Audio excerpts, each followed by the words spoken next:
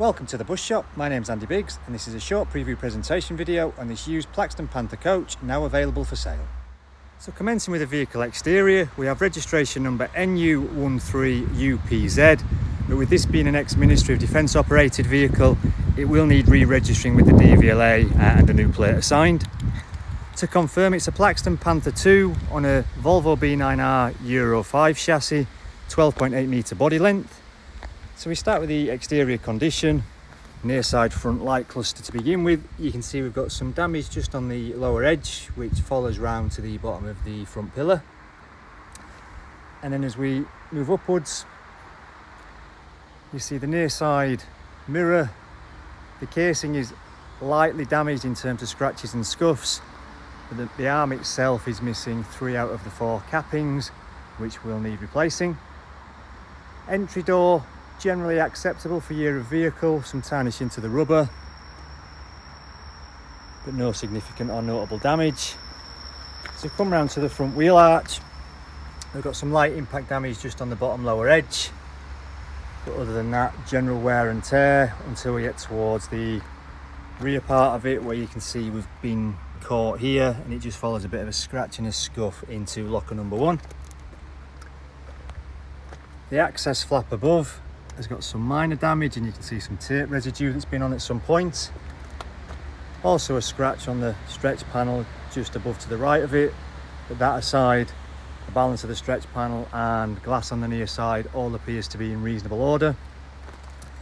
Back to the lockers, we've got some light scuffing across locker 2, and then as we come on to locker 3,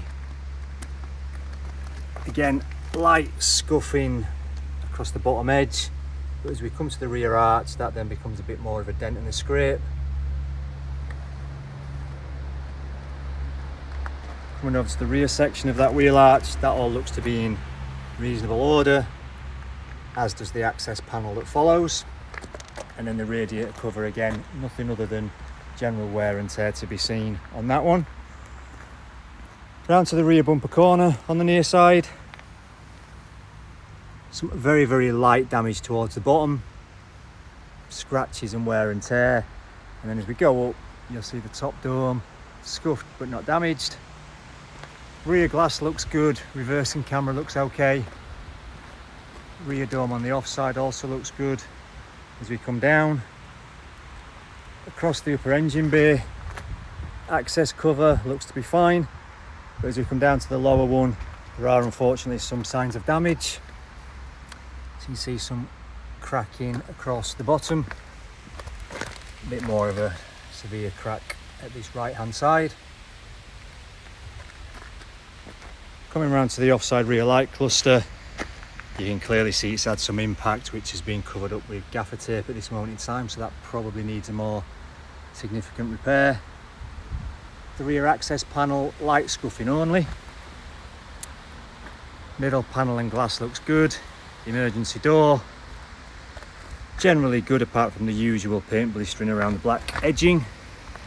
Lower edges look okay. Minor light scuffing around the rear arch and the stretch panel down this side. There is some light grazing actually to the glass, but I think that may polish out. General bumps and scrapes along the lower edges of the lockers all the way down the vehicle, but nothing too severe.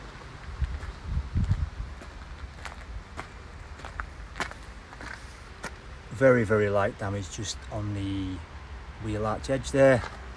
Down to your battery panel, access hatch, which has got some small damage just shown there towards the front corner, and then back round to your offside front bumper corner. Some general wear and tear and scuffs, but nothing too severe.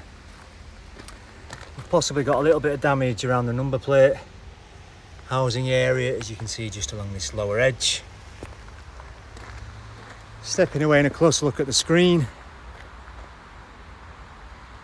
No cracks to be found, although there is one large stone chip which may be visible on camera. Driver's lower mirror is generally good apart from some scuffing to the paintwork. and the upper mirror. Most of the casing's intact, just a small piece missing there I believe, and some general scuffing. And just to finish off on the exterior walk round, I've opened all of the lockers. They all open as they should. Some slight adjustment perhaps needed just to get a more uniformed finish up at the top when open. There's a lot of cardboard being left in the vehicle which will be removed, but on first impressions the flooring area doesn't look to be too bad. That's the near side. If we just come around to the off side, I've opened the emergency door. The whole area could do with a real good clean up, but it does operate as it should, and you can see how it locks in place. And then on this side, the lockers tend to sit more uniformed up at the top. Obviously cardboards are removed throughout, but again, flooring doesn't look to be too bad inside that luggage area. And the battery access isolator access panel opens as it should. Both catches work. I say just a little bit of light impact damage to repair on that panel. So as aboard the vehicle interior, door operates reasonably smooth. Vehicle is in need of a deep valet, which is typical of all the MOD vehicles when they do come in. Just to confirm, this is a straight 53-seater, fitted with a vinyl trimmed interior, so driver's seat still in original trim, some signs of wear and tear, but not too shabby overall. And then as we walk down the saloon, generally free from damage these, just because of the lower than sort of average mileage for the year. But it is a prime candidate for being converted to school specification. These are now routinely being upseated to 74. What you do find is that the plastic seat backs do get quite heavily scratched on these, and they do have a lower plastic panel which routinely comes off, again quite common. And as I walk back down towards the front of the vehicle, I'll show you that they are usually kept and just stored in the overhead racks for refitment.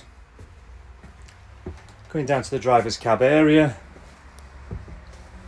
as advised, it does need a good clean, but relatively damage free. Although one thing we do find commonly on all of these vehicles is that this plastic panel here does break. I think it's typically where driver's arm rests, and over time it just cracks and deteriorates.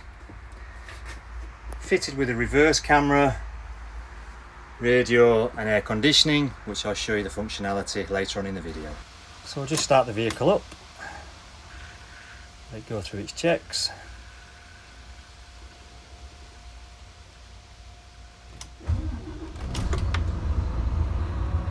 Vehicle starts, no problem, no warning lights, aircon's just kicked in. We have a dashboard reading of 432711.2 kms, and then just to show on the tacho, again a reading of 432711.2 kilometers. Vehicle is fitted with a reversing camera, so I'll just engage reverse to see if we get a feed, which we do, albeit it's not that clear in the bright sunshine. Thermo King air conditioning unit, the controller appears to be working as it should. Vehicle is also fitted with a radio which powers up and seems to find station, but we don't seem to have any sound coming through at this moment in time. And whilst the engine is running, I'll just take you in for a closer look and listen. Can't see too much on these, but at least you get to hear the engine running. Seems to be ticking over relatively smoothly.